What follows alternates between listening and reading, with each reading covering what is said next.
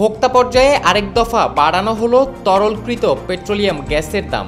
August মাসের তুলনায় September মাসের জন্য 12 কেজির সিলিন্ডারের দাম 44 টাকা বাড়িয়ে 1421 টাকা নির্ধারণ করা হয়েছে।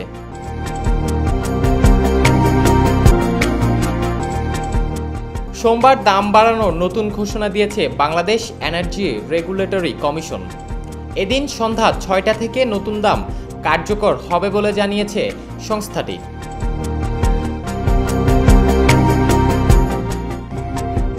বিইআরসি জানায়, সেপ্টেম্বর মাসের জন্য 12 কেজি এলপিজির দাম 1377 টাকা থেকে 44 টাকা বাড়িয়ে 1421 টাকা নির্ধারণ করা হয়েছে।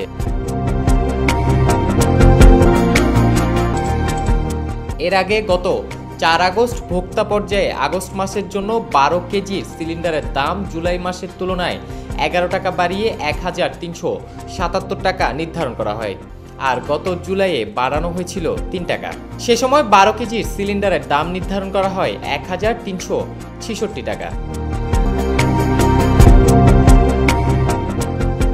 তবে গত জুন ও মে মাসে 12 কেজির সিলিন্ডারের দাম যথাক্রমে 30 টাকা ও 49 টাকা কমিয়ে 1363 টাকা ও 1393 টাকা নির্ধারণ করা হয়েছিল। আর টানা 8 মাস বাড়ার পর গত 3 এপ্রিল ভোক্তা পর্যায়ে কমানো হয়েছিল এলপিজির দাম। Desk report, media express.